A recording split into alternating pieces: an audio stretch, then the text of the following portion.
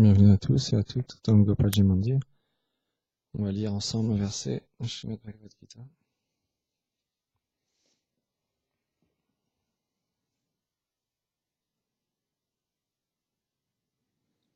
Chapitre 10, verset 10.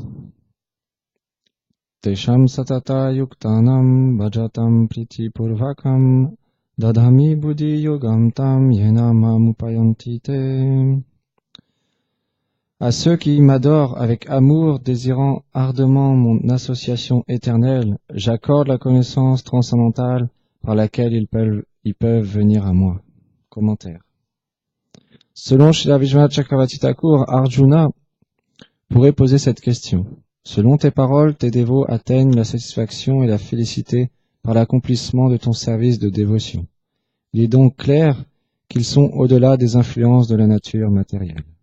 Mais comment obtiennent-ils une réalisation directe de ta personne et de qui apprennent-ils le processus pour l'atteindre? Anticipant cette question, le Seigneur énonce ce verset commençant par le mot Tesham. À ceux qui désirent son association éternelle, Krishna leur donnera de l'intérieur des instructions afin qu'ils atteignent ce but. Il infusera dans leur cœur toutes les tendances dévotionnelles nécessaires pour l'approcher d'une manière authentique. Cette intelligence divine ne peut être obtenue par un effort individuel, ni par le biais d'une autre personne. Elle n'est accordée que par Krishna et seulement par lui, uniquement à ses dévots qui sont emplis d'amour et qui sont qualifiés pour la recevoir. Ce n'est qu'après avoir été bénis par cette intelligence divine qu'ils atteignent Krishna.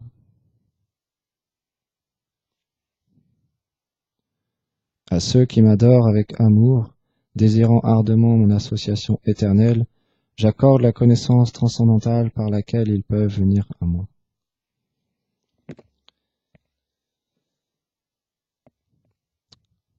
Om Aganati Mirandasya Gyanam Janam Sharakaya Shakshur Mritam Yena Tasmai Shigurave Namaha. Namo Vishnu Padaya Chaitanya Plastarupine Srimad Bhakti Chananaya Yati Goswamiti Namine. Namo Vishnu Padaya Gauranga Plastarupine Srimad Bhakti Udayave Bayaniti Namine. Namo Vishnu Padaya Radhikaye Priyatmane Srimad Bhakti Vedanta Narayaniti Namine.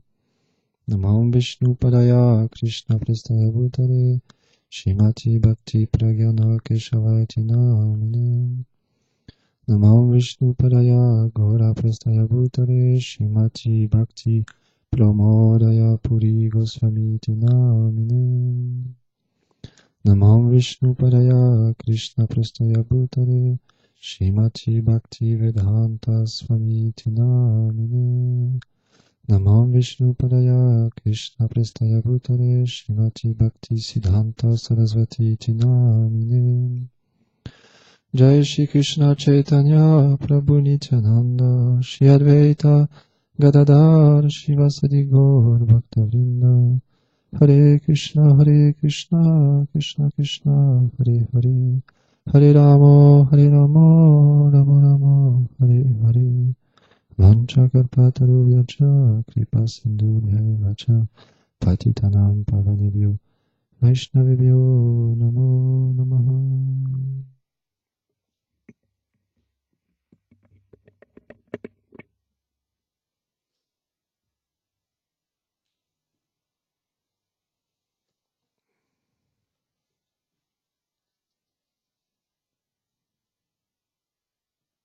Chez la Bodhayan Maharaj, dans une conférence, il expliquait un point intéressant. Il disait la vérité est la vérité. Par exemple, ici, cette ville s'appelle Rouen. Elle s'appelle pas Paris. Rouen est Rouen. Paris est Paris. La vérité transcendantale, la vérité qui est énoncée par Krishna, par les Védas, est la vérité. Personne ne peut la changer. Les textes sacrés sont au-delà de ce monde. Le chant du Mahamantra est au-delà de ce monde. Une personne qui a obtenu comme c'est expliqué, comme Krishna il explique, cet amour qui désire ardemment une association éternelle et qui l'obtient par la pratique du service de dévotion, on peut lui dire tout ce qu'on veut à cette personne, on peut lui faire tout ce qu'on veut. Cette personne a la vérité, elle connaît la vérité, donc rien ne pourra la faire changer, puisqu'elle a vu directement la vérité, elle a vu Krishna, elle est en association éternellement avec Krishna. Donc ces Vaishnavas-là qui obtiennent ce trésor, cette connaissance transcendantale, rien ne peut les affecter dans ce monde. Parce qu'ils sont submergés de cet amour. Et c'est ce qui est incommensurable et extraordinaire pour des âmes déchues comme moi, c'est que ces personnalités-là sont extrêmement compassionnées. Les Vaishnavas, ils sont d'une compassion incommensurable. Un jour, il y a une Vaishnavi qui expliquait que chez Bhaktivedanta Swami Maharaj, quand il était en Inde, il a renoncé, après avoir renoncé à sa vie de famille, il s'est absorbé dans cette instruction que lui avait donnée son maître spirituel chez Bhaktisiddhanta Sarasvati Thakur Prabhupada, de répandre le message de Sri Chaitanya à travers le monde. Les Vaishnavas, ils expliquent chez Bhaktivedanta Swami Maharaj, il balayait devant le Samadhi de Sri Rupa Goswami et il pleurait, il implorait cette miséricorde. Il implorait cette miséricorde. Et hier, j'écoutais une Vaishnavi qui expliquait que chez Bhaktivedanta Swami Maharaj, il allait aussi à Advaita Vat, près de la Yamuna.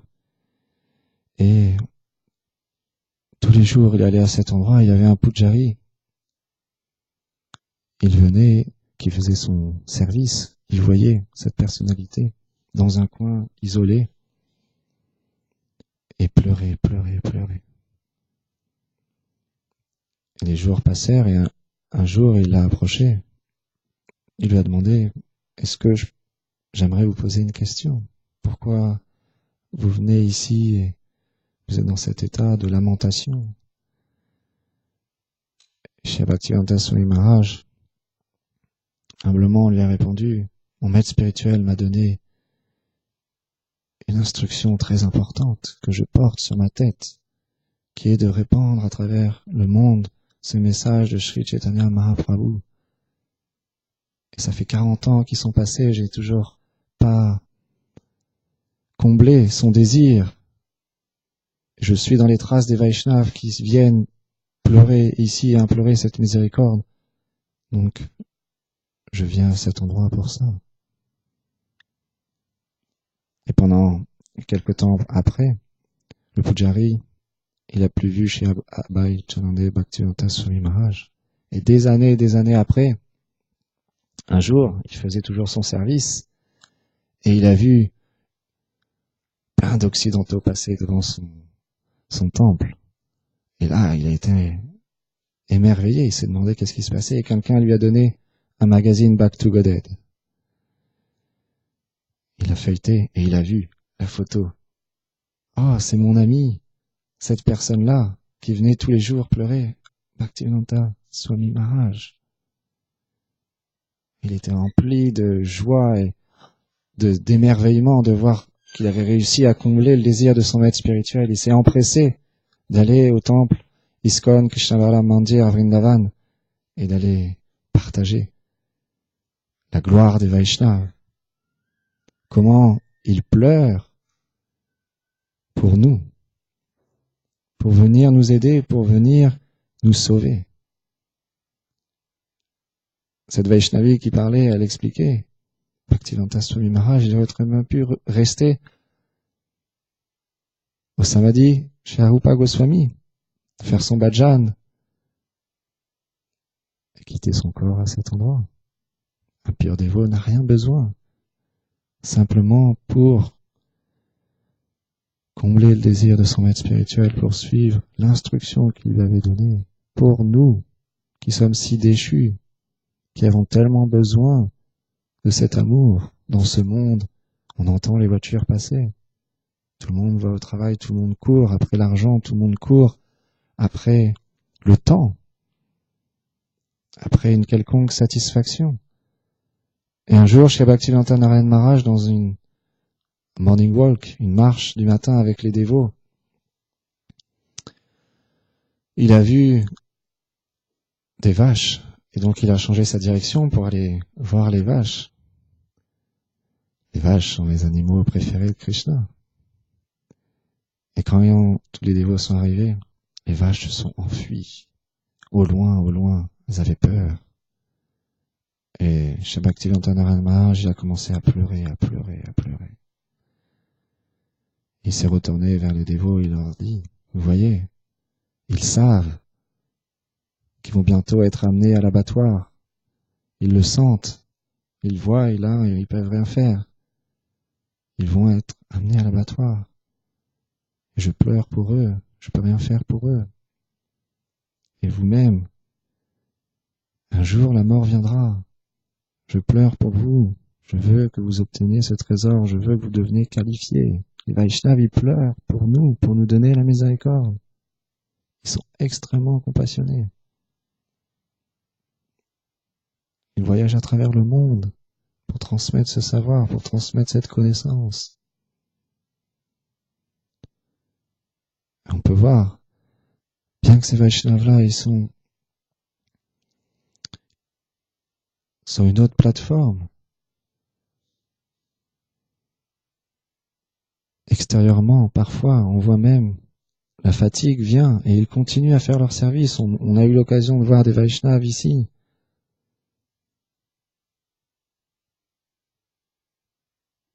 Ils viennent. Tous les 3 jours, ils se déplacent. Un être ordinaire ne peut pas faire ce service. C'est un service incommensurable. Tous les 3 jours, ils vont dans un autre endroit. Ils prennent l'avion, je ne sais pas combien de fois par mois, pour aller transmettre cette connaissance, pour aller transmettre ce message de Sri Chaitanya Mahaprabhu. Mais la dévotion et l'amour qu'ils ont pour leur maître spirituel est tellement forte qu'ils sacrifient leur vie pour leur maître spirituel, puisque leur maître spirituel leur donnait cette instruction. Chez Bhaktivedanta Narayana Goswami Maharaj, il expliquait, je suis tellement fortuné, mon maître spirituel m'a donné une vie entière de seva. Et il nous montre l'importance à travers leur exemple. Un jour,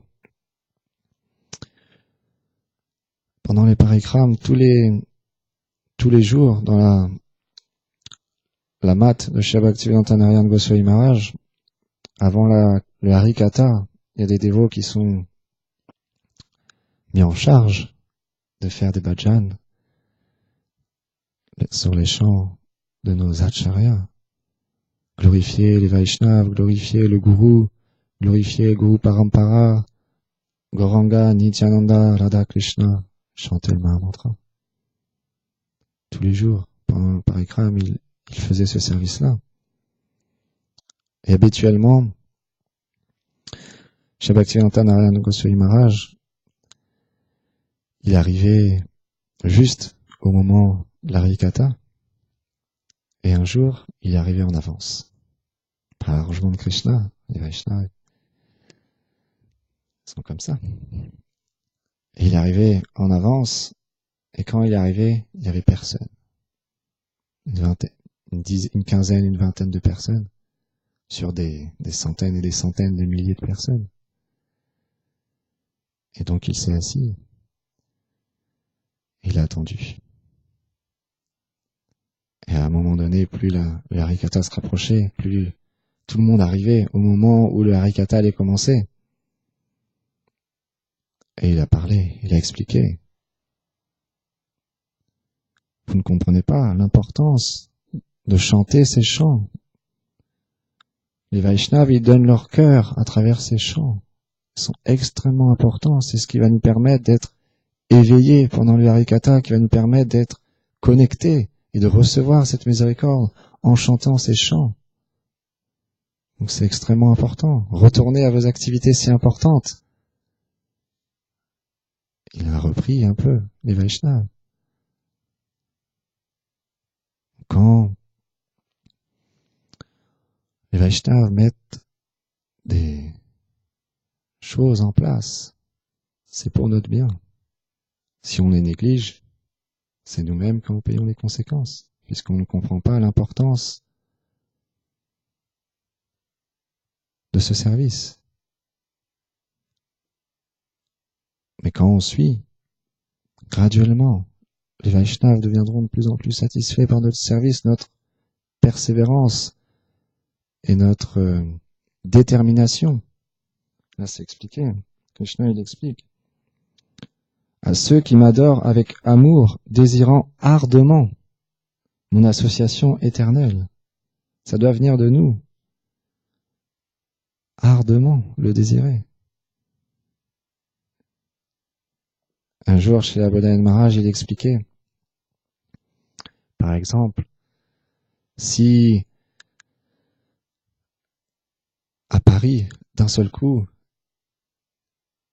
il allait avoir quelqu'un qui allait donner des billets de banque à tout le monde, et puis il disait, ramassez le plus de billets de banque que vous pouvez. Qu'est-ce que tout le monde va faire? Et il va ramasser le plus possible d'argent.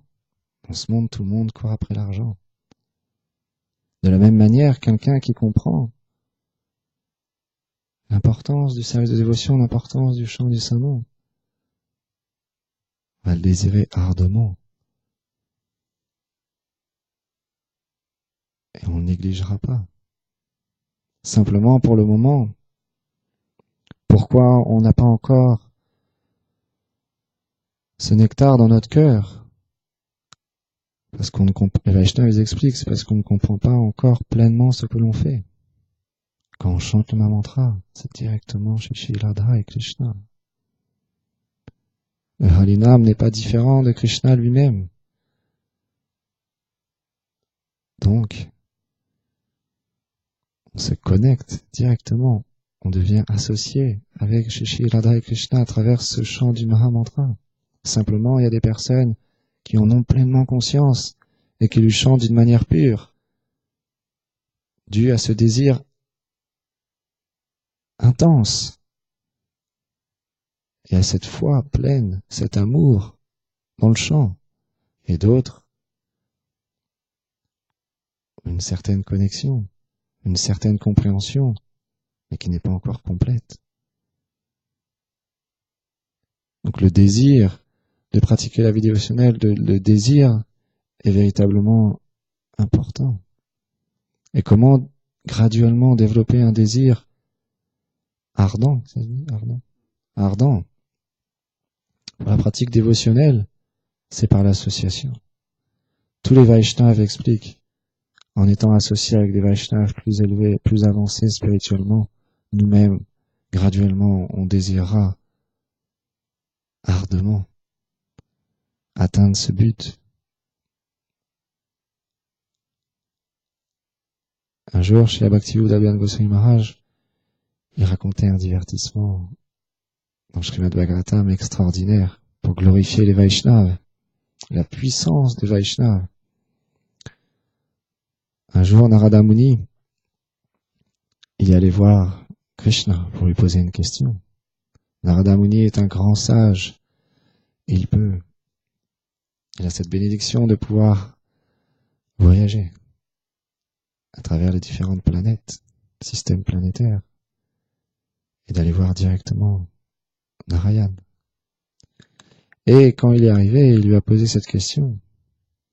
Quel est le bénéfice de l'association avec les Vaishnavas? Et Krishna, qui est Dieu la personne suprême, Aham Sarvasya Prabhavat, tout émane de lui, il a la connaissance suprême, il connaît le passé, le présent, le futur de toutes choses, il peut répondre facilement à toutes les questions, puisqu'il est l'origine de toutes choses. Il a dit à Narada Muni, simplement, va au bord de ce lac, il y a une abeille qui butine, et va lui poser cette question. Alors Narada Muni, un peu surpris, quand même, pourquoi je dois aller poser la question à une abeille alors que Krishna aurait très bien pu me répondre tout de suite. Mais il a accepté, il allait poser cette question à l'abeille. Chez Bhakti-Buddha Goswami Maharaj, il explique au moment même où il a posé la question, l'abeille, elle a tourné ses yeux, elle a regardé Narada Muni, elle a quitté son corps. Narada Muni était vraiment surpris. Il s'est demandé dans quelle situation Krishna m'a amené. Je vais retourner le voir. Il est retourné voir Krishna. Il lui a expliqué ce qui s'était passé. Krishna a souri. Il a dit non, mais cette fois-ci, il y a un oiseau sur une branche. Va lui poser la question.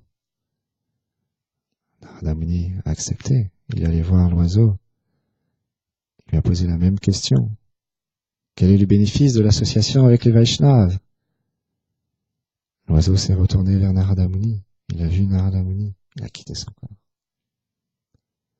Là, Narada Muni, chez Abdel Maharaj, il explique qu'il était un peu en colère contre Krishna dans sa relation avec le Seigneur. Il s'est dit, oh non, je vais pas retourner voir Krishna, il se joue de moi. Et pendant un certain temps, il a, comme on dit en français, boudé. Pour les êtres éternellement comme ça libérés. Ils sont simplement dans leur relation éternelle avec Krishna, comme un jeu. Narada Muni, après un certain temps, il allait voir Krishna. Et il lui a dit, cette fois-ci, te joue pas de moi, s'il te plaît, Krishna. Je sais, tu es la personne suprême, tu peux me répondre facilement à cette question, je t'en prie. Réponds-moi à cette question. Et Krishna, encore une fois, il a dit, cette fois-ci, il y a la roi et la reine qui ont mis au monde un enfant. Va voir cet enfant et pose-lui la même question. Et là, Narada Muni a dit, oh non, je peux pas accepter. L'enfant, encore de nouveau, il va me regarder, il va quitter son corps, et puis tout le monde va être dans la lamentation. Je peux pas faire une chose pareille. Krishna a insisté, ici. Vas-y. Narada Muni est allé voir l'enfant. Et il lui a posé la même question. Quel est le bénéfice de l'association avec les Vaishnavas? Et l'enfant s'est retourné. Il a quitté son corps. Et il a pu parler avec Narada Muni. Il lui a expliqué. Voilà, j'étais une abeille, j'étais un oiseau, et maintenant j'ai obtenu un corps d'être humain. Voilà le bénéfice de l'association avec les Vaishnavas. Les Vaishnavas sont extrêmement puissants.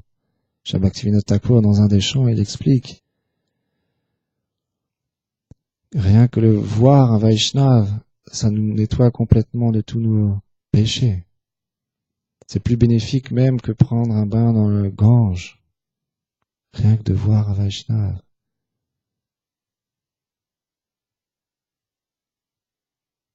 Donc cette association-là, on comprend à quel point elle est importante. À quel point c'est cette association-là qui va faire que l'amour va venir dans notre cœur. Parce que rien que de voir un Vaishnava, c'est déjà tellement rare, tellement élevé. Peu de personnes ont cette miséricorde de pouvoir voir les Vaishnavas. Quand on a cette opportunité d'être au contact des Vaishnavas, de les servir, de pouvoir leur poser des questions, leur rendre un service,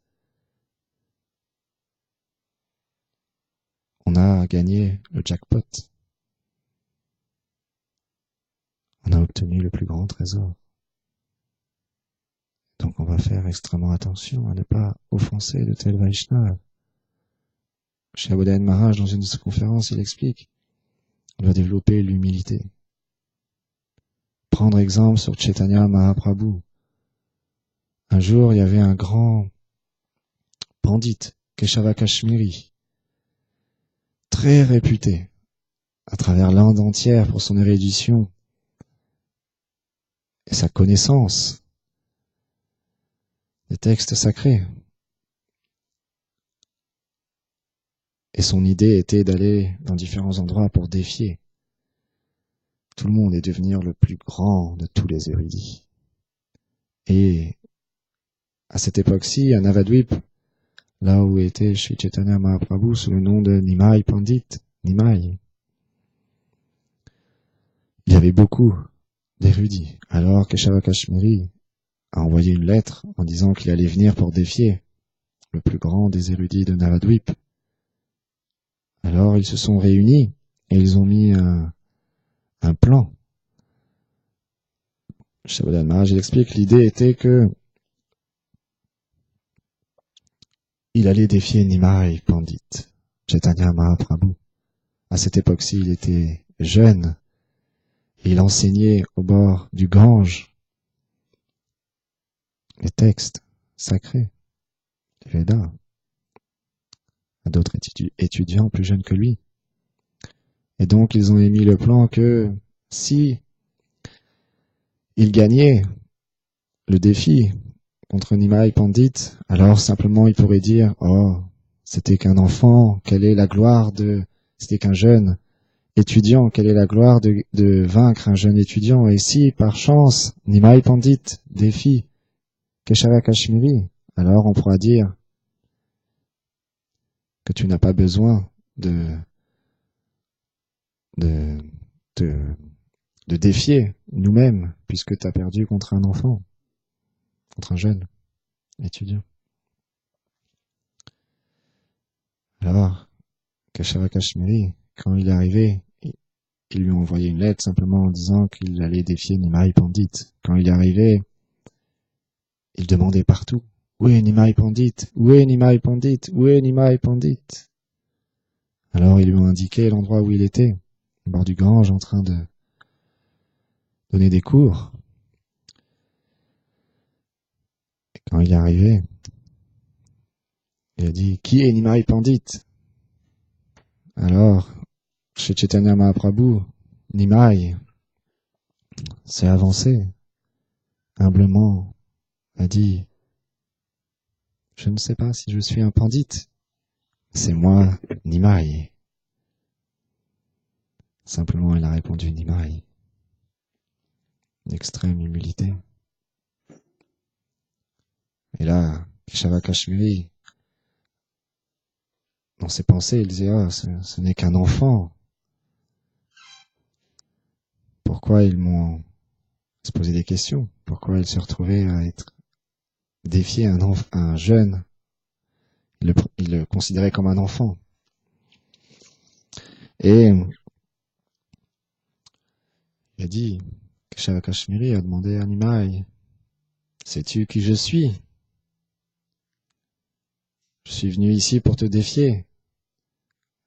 Nimai, Sri Chaitanya Mahaprabhu, dans son extrême humilité, a dit, oui, je sais qui tu es, j'ai entendu parler de tes gloires. S'il te plaît, veuille bien décrire cette merveilleuse scène au crépuscule.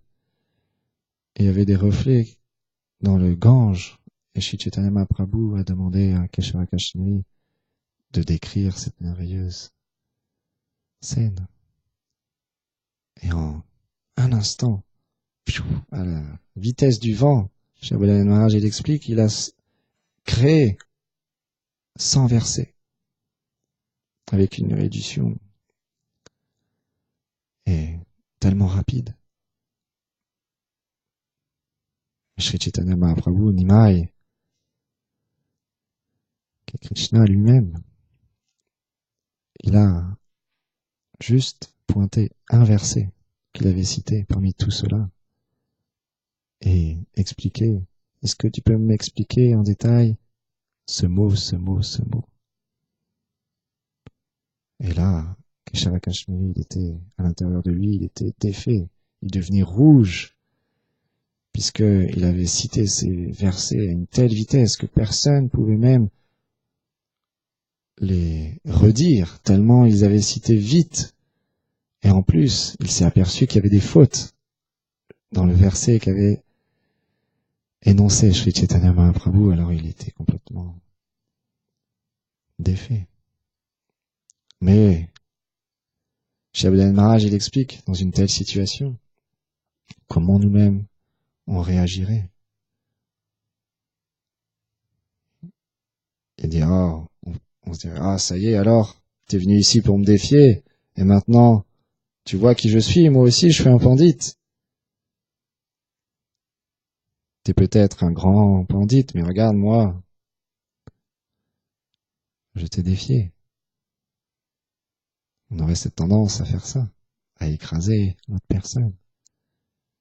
Shri Chaitanya Mahaprabhu, dans son extrême humilité, il a simplement dit, Keshava Kashmiri, tu as fait un voyage si long, peut-être on pourrait continuer cette conversation demain. Tu dois être fatigué de cette longue route, va te reposer, nous continuerons demain. Telle humilité, tel enseignement. Quand quelqu'un vient nous attaquer, quand quelqu'un vient nous défier, vient nous reprendre, quelle attitude on a? Est-ce qu'on est plus humble qu'un brin d'herbe? Ou est-ce qu'on est simplement sur le faux égo? Et donc, Keshava Kashmiri, il était tellement dans un état dévasté, il ne comprenait plus, puisqu'il avait reçu directement la bénédiction de Sarasvati, la déesse de la connaissance. Et dans son rêve, la nuit, elle lui est apparue en rêve et elle lui a dit, tu ne sais pas qui tu as en face de toi, c'est mon Prabhu.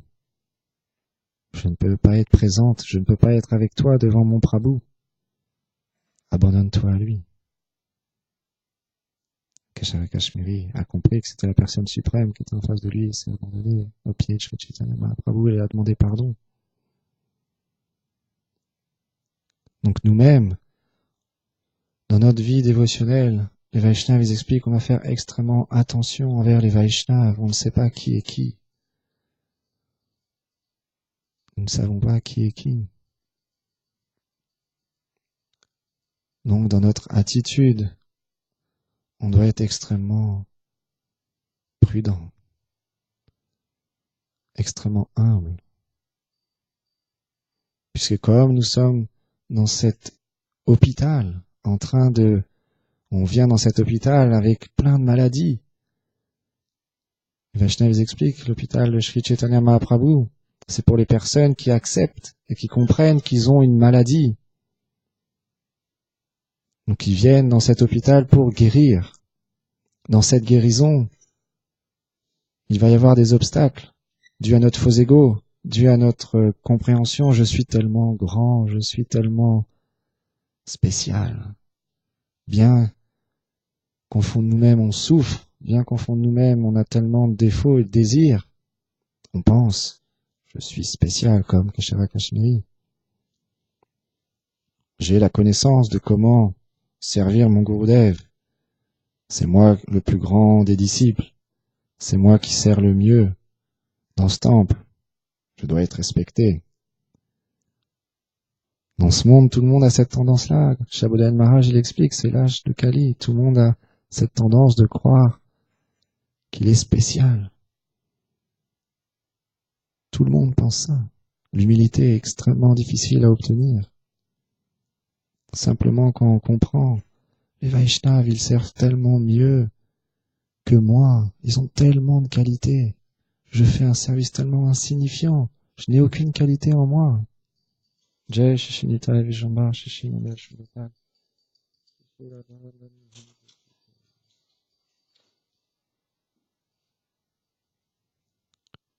Je fais tellement peu de service par rapport à mes frères et mes sœurs. Ils servent tellement bien chez Shigura, Guru Goranga. Alors l'humilité peut venir, puisqu'on voit tout le monde comme supérieur, et on se voit toujours comme inférieur, dans toutes les circonstances. dans tous les services qui nous sont donnés. On se place toujours comme un serviteur, avec l'humilité. Mais quand on rentre dans cet hôpital, évidemment, il faut comprendre, tout le monde rentre dans cet hôpital avec un problème différent. On a tous une individualité, on a tous pratiqué dans les vies passées, on a tous, les Vaishnavas nous expliquent, un bagage spirituel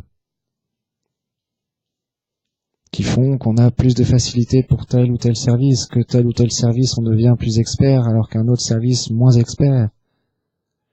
La concupiscence peut venir, la colère peut venir pour un autre, l'avidité peut venir pour un autre. Tellement de choses, la liste est longue. Mais, quand on comprend que chacun a un problème, et que ce problème-là peut être résolu en s'aidant mutuellement et en se respectant, alors on ne développe pas de l'envie pour les autres, mais de la compassion, de la tolérance. On s'aide les uns les autres, on ne s'écrase pas les uns les autres. On développe le bon respect et on développe l'humilité. Mais, pour ça, évidemment, il faut être guidé. Le rôle des sadhus, le rôle des Vaishnavas est de créer cette harmonie spirituelle dans le temple, dans le monastère, dans les communautés, dans les familles, dans le foyer. Dans toutes les circonstances, c'est lui qui crée l'harmonie. Et l'harmonie est, les Vaishnavas expliquent, centrée sur le même but. Le service Guru Gauranga Radha Krishna à notre filiation spirituelle. Voilà ce qui nous lie les uns aux autres. On désire servir notre maître spirituel, les Vaishnavas de notre filiation spirituelle, Shishinitai, Gauranga, Radha Krishna, Nanda Yashoda Gopal. Et c'est ça qui fera que graduellement on comprendra l'importance de chacun et qu'on développera une appréciation pour le service de chacun. Apprécier le service de quelqu'un, ça veut dire nous-mêmes développer l'humilité, puisqu'on comprend l'importance du service que fait tel ou tel Vaishnava. On devient endetté. Sans ce Vaishnava-là, ce service-là, il ne pourra pas être fait. Tous les jours, il fait ce service-là pour son maître spirituel. Il est si important.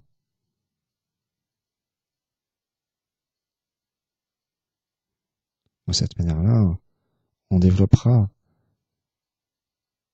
l'amour pour les Vaishnavas. Chez Bhaktivedanta Narayana Goswami Maharaj, il explique dans une de ses conférences que si un disciple, il sert parfaitement le maître spirituel, mais qu'en contrepartie, il offense les Vaishnavas, le maître spirituel, il ne pourra pas considérer son service, puisqu'il offense les Vaishnavas. Le service au Gourou, ça veut dire servir les Vaishnavas, honorer les Vaishnavas.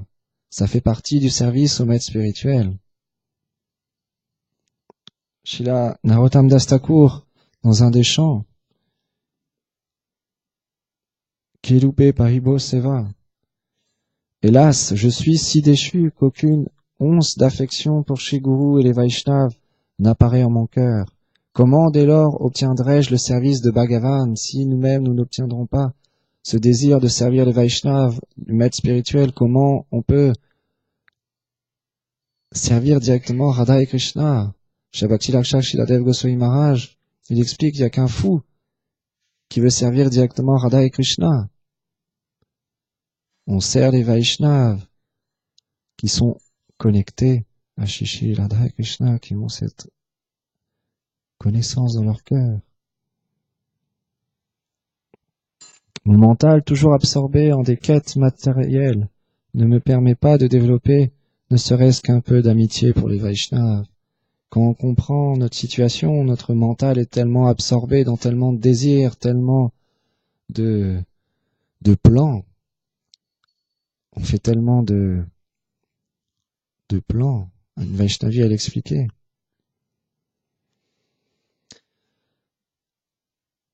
On prévoit tellement de choses dans notre vie. On prévoit tellement de choses. On se dit, oh, je vais avoir un mari, je vais avoir un enfant, après je ferai ça, et on reporte les choses. On se dit toujours, on voit toujours les choses dans le futur. Et on se dit, par exemple, je vais travailler pendant un temps, et puis plus tard, j'aurai du temps pour la bhakti. Plus tard, j'aurai du temps pour chanter bien le Mahamantra. Plus tard, j'aurai du temps pour servir bien mon maître spirituel. Mais elle explique, chez Bhaktivedanta Maharaj, il expliquait, non, c'est maintenant le temps qu'il faut le prendre. Maintenant, il faut prendre l'opportunité de chanter purement, de servir le maître spirituel.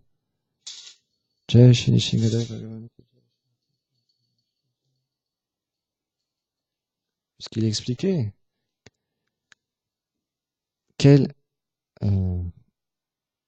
est-ce qu'on est sûr que demain, dans 3 jours, nous serons là? Rien n'est sûr dans ce monde. Tout peut basculer à chaque instant. Chez Bhakti Chandanyati Goswami Maharaj, il expliquait. Des personnes, quand ils ont vécu la guerre, est-ce qu'ils pensaient réellement qu'ils allaient être envahis comme ça du jour au lendemain? Non. On ne connaît pas le futur. Tout peut basculer dans ce monde. Rien n'est stable. Nous-mêmes, les Vaishnavas expliquent nous-mêmes, notre mental est tellement fort que tous les jours on doit prier cette miséricorde du maître spirituel et des Vaishnavas. Vous êtes tellement fortunés avec moi, permettez-moi d'être resté à votre contact, permettez-moi de rester engagé dans ce processus de devenir un jour un Vaishnava. Maya est tellement forte, le mental est tellement fort, il peut nous emmener à des millions de kilomètres du service de dévotion. Les Vaishnavas nous expliquent qu'il faut être extrêmement prudent. Nuit et jour, je suis lié par la sorcière Maya, qui serre autour de mon cou le nœud des désirs. Aveuglé, je serre en vain de vils matérialistes. Maya est très puissante. Ainsi, empêtré, je passe ma vie en étant incapable de me délivrer. Je ne vois pas d'autre remède que la miséricorde des Vaishnavas. Narottam Das Thakur, il révèle son cœur, il nous explique le processus. Je suis empêtré dans ce monde matériel, je ne vois pas d'autre remède que la miséricorde des Vaishnavas, que l'association avec les Vaishnavas, je ne vois pas d'autre remède. Parce qu'ils ont l'antidote, ils ont la médecine dans leur cœur, ils peuvent nous l'injecter. Et cette médecine-là est très puissante, extrêmement puissante. On doit prier pour recevoir cette médecine des Vaishnavas, ce médicament. Bien qu'on a peu de goût, je parle pour moi avant tout, pour cette vie spirituelle, pour ce chant du Mahamantra, en même temps, qu'est-ce qu'on peut faire d'autre dans ce monde? Qu'est-ce qu'on peut faire d'autre de notre vie? Quand on a essayé, ne serait-ce qu'un tout petit peu, à goûter à ces relations dans ce monde entre amis, entre parents, frères, sœurs, collègues de travail, quand on a expérimenté acheter des nouvelles voitures, des nouveaux ordinateurs, quand on est jeune, c'est des nouvelles consoles de jeux. Tous les ans, ils sortent des nouvelles consoles. Il faut changer les jeux, il faut tout changer parce que sinon, ça ne marche plus. Ce monde est créé à la consommation et de plus en plus, ce processus de consommer, d'acheter et de désirer toujours changer la situation, changer les biens que l'on a. Quand on est enroulé dans ce processus, on souffre tellement puisqu'on n'est jamais satisfait. Comment quelque chose de matériel, quelque chose qui n'a pas de substance, peut combler notre âme qui est faite Satchit Ananda, d'éternité, de connaissance et de félicité, comme Shri Abhodaya Maharaj l'explique, pour être blissful. Encore, j'écoutais une conférence, il disait, est-ce que, véritablement, on est là en train de dire, je veux être dépressif, je veux être dépressif, je veux être dépressif? Non! L'âme n'est pas faite pour être dépressif. L'âme est faite pour l'amour.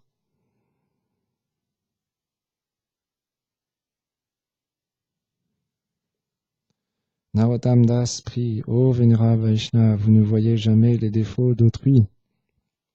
Et on vous célèbre comme les sauveurs des plus déchus. S'il vous plaît, sauvez-moi cette fois. Les prières des Vaishnavas sont tellement puissantes. Vaishnava, peu importe, on peut passer par tellement d'épreuves dans notre vie, on peut passer par tellement d'obstacles, tellement de désirs peut venir en nous. On peut s'écarter pendant de nombreuses années du service de dévotion. Mais si on désire sincèrement revenir, tout de suite le Vaishnava nous accepte et nous reconnecte à cette filiation spirituelle. C'est extrêmement miséricordieux le Vaishnavisme. Extrêmement miséricordieux. Puisqu'il y a des êtres dans cette filiation spirituelle qui sont les bienfaiteurs de l'humanité, qui injectent la foi, qui injectent tout l'amour qu'ils ont dans leur cœur aux âmes les plus déchues, comme moi. Simplement, il faut le désirer de plus en plus, il faut devenir de plus en plus un bon réceptacle, écarter le faux ego, écarter cette tendance de croire qu'on est spécial, pratishta, la position, le désir d'avoir une quelconque gloire. Un jour, pour finir, quand Shri Bhaktinanda Maharaj il est venu ici au temple de Gopalji Mandir, il chantait les chants de Bhaktivinoda Thakur, et quand il commençait le Harikatha, par la miséricorde de Shri Radha Krishna, il a été pris d'un sentiment d'amour extatique. Des larmes ont commencé à couler de ses yeux. Il a partagé avec nous cette importance des chants qu'ont écrits les Vaishnavas. Et il nous expliquait à quel point les Vaishnavas ils donnent leur cœur dans ces chants.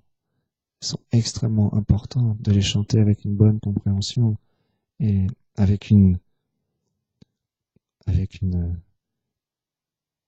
approche appropriée, attentionnée et un désir de les glorifier. Et dans ce sentiment-là qu'il avait ce jour-là, il disait à de nombreuses reprises, ne prenez pas cette chose-là comme quelque chose de comme je veux vous montrer que je suis un grand Vaishnava, ou que simplement comprenez, je suis un tout petit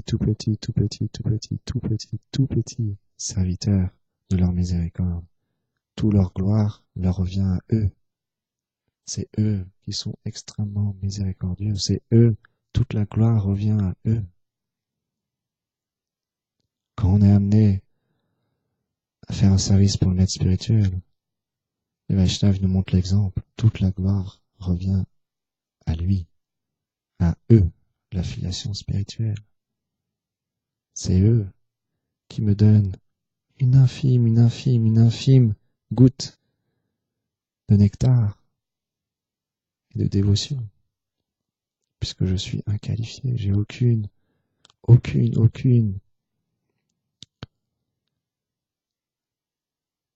capacité à servir le Seigneur correctement. Je suis si déchu, je n'ai aucune qualité.